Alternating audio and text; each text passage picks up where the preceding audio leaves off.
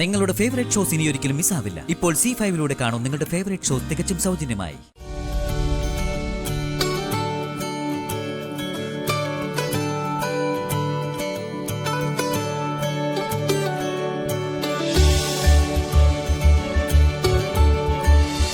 സമയം ഒരുപാട് വൈകി. ശരി മോളെ, നിങ്ങൾ ഇറങ്ങ. നാളെ ഞങ്ങൾ ഉറപ്പായിട്ടും എത്താം. താങ്ക് യു രാധമ്മേ. ഇറങ്ങട്ടെ. നിങ്ങൾ പോയിട്ട് വാ. ഇറങ്ങട്ടെ. ശ്രീ ബൈ. ബൈ.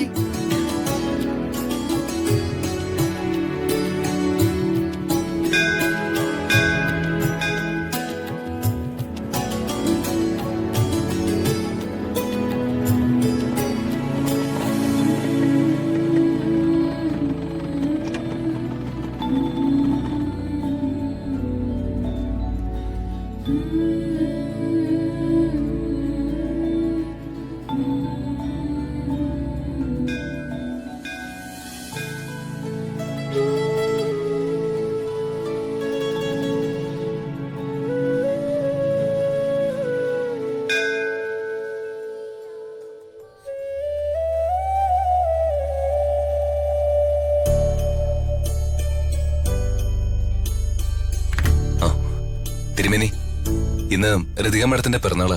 അറിയില്ലേ? മിനിസ്റ്ററുടെ മകള്. വർമ്മ സാറിന്റെ മകളല്ലേ? അറിയാം. കുട്ടിയുടെ പേരിൽ പുഷ്പാഞ്ജലിയും ക്ഷീരധാരയും നടത്തുന്നത് ഉത്തമമാണ്. പായസം നേർച്ചയുമാവാം. ഓ, അപ്പുറത്തുനിന്ന് രസീത് വാങ്ങി പ്രദക്ഷിണം നടത്തി വന്നോളൂ. ഓ ശരി തിരുമേനി. മേഡം, ക്ഷേത്രം വലം വെച്ചിട്ട് വന്നോളൂ.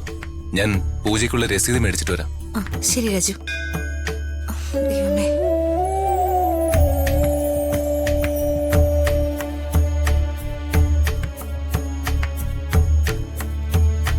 ബാക്കിക്ക് എണ്ണ എടുത്തോ. ഋതിക വർമ്മ, നക്ഷത്രം കാർത്തിക, ഒരു പുഷ്പാഞ്ജലി, ക്ഷീരധാര, പിന്നെ ഒരു പായസം കിട്ടും. പായസം.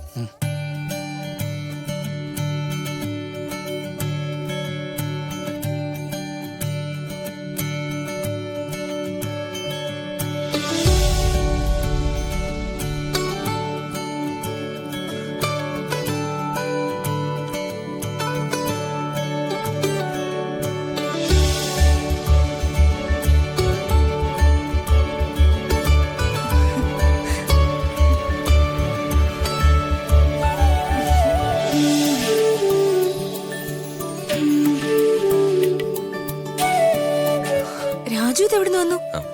ഞാൻ പൂജകൾക്കുള്ള രസീത് കൊടുത്തിട്ട് മാഡത്തിനെ നോക്കി വന്നതാ. ശരി വാ രാജു.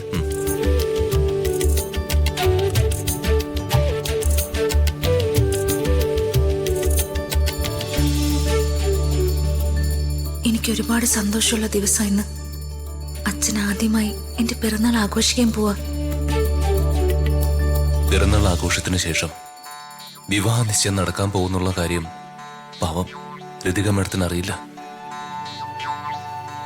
ഇങ്ങനെ വലിയൊരു സന്തോഷം എനിക്ക് തന്നതിന് 1000 നന്ദി ദൈവമേ. എന്തൊക്കെ ആ സമയത്ത് നടക്കാൻ പോകുന്നെന്ന് എനിക്കറിയില്ല. എല്ലാം മംഗളമാക്കണേ.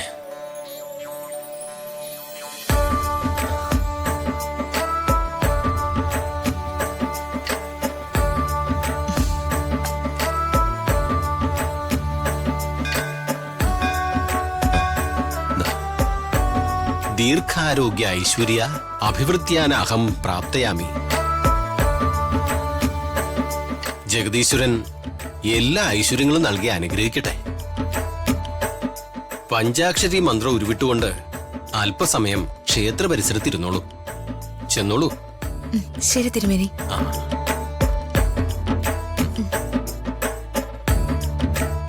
രാജു, എനിക്ക് ഒരു വഴിപാടും കൂടി ഉണ്ട്. വഴിപാടൊക്കെ നമ്മൾ കഴിപ്പിച്ചതല്ലേ? വഴിപാടെന്ന് പറഞ്ഞാ ഇതൊരു നേർച്ചയാ. എന്ത് നേർച്ച? ഋതിക മാഡം ഇനി എന്റെ തല മുട്ടടിക്കാൻ എന്നെങ്ങാനും നേർന്നിരിക്കുകയാണോ? എന്താ, ഞാൻ അങ്ങനെ നേർന്ന എനിക്ക് വേണ്ടി രാജു അത് ചെയ്യില്ലേ? ഋതിക മാഡം, രാജു പേടിക്കണ്ട. തൽക്കാലം രാജുവിനെ മുട്ടയടിക്കാനൊന്നും അല്ല ഞാൻ നേർന്നിരിക്കുന്നത്. പിന്നെ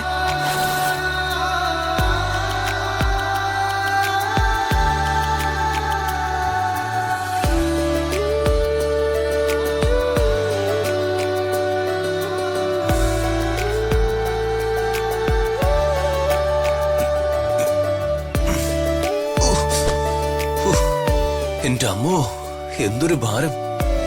ഇതാ കടയിൽ നിന്ന് ചുമന്നോണ്ട് വന്നേ എന്റെ നടുവൊടിഞ്ഞെന്നാ തോന്നുന്നേ. എനിക്ക് വേണ്ടി ഇത്രയെങ്കിലും ചെയ്തില്ലെങ്കിൽ എങ്ങനെയാ രാജു? അതും എന്റെ പിറന്നാളായിട്ട്.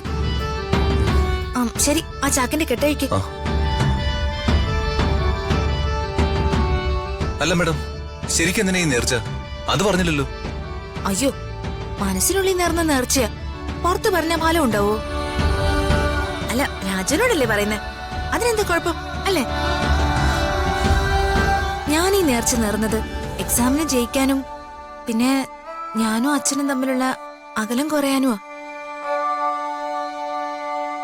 ഞാൻ ഈ നാളികേരം ഉടയ്ക്കുമ്പോ എന്റെ മനസ്സിലെ ആഗ്രഹങ്ങളുടെ മുന്നിൽ തടസ്സമായി നിൽക്കുന്ന എല്ലാ വിഘ്നങ്ങളും ഈ നാളികേരം ഉടയുന്നത് പോലെ ചിതറണം. എല്ലാം മാഡത്തിന്റെ ആഗ്രഹം പോലെ നടക്കും. മാഡം നാളികേരം ഉടക്കി. പിടിക്ക്. ദൈവമേ കാത്തോളണേ.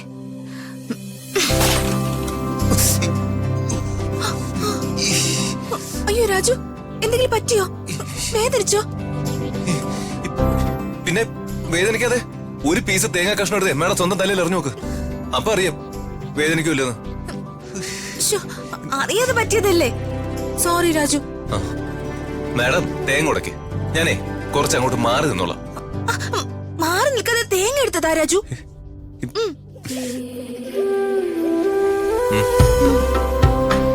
ദൈവമേ, എല്ലാ തടസ്സങ്ങളും മാറണേ.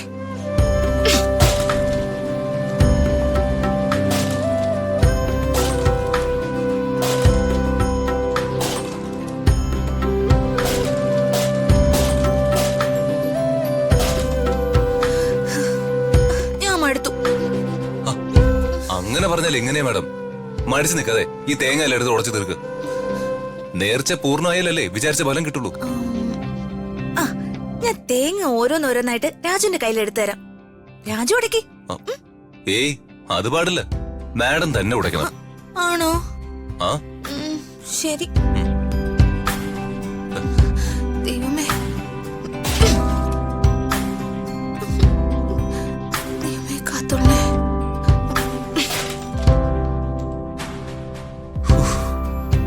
രാജു, ആ തേങ്ങ രാജു ഉടക്കി. അത് അവസാനത്തെ തേങ്ങയല്ലേ? അത് നടക്കില്ലെന്ന് ഞാൻ പറഞ്ഞതല്ലേ.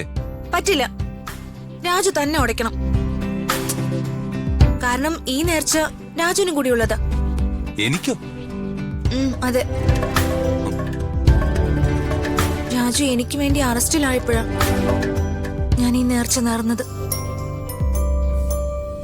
രാജുവിന് ഒരു പ്രശ്നവും വരാതെ രാജു പോലീസിന്റെ പിടിയിൽ നിന്നും രക്ഷപ്പെടണമെന്ന് പ്രാർത്ഥിച്ച 101 തേങ്ങ ഉടച്ചേക്കാന്ന് ഞാൻ നേർച്ച നേർന്നത്. എന്താ മേഡം ഈ പറയുന്ന?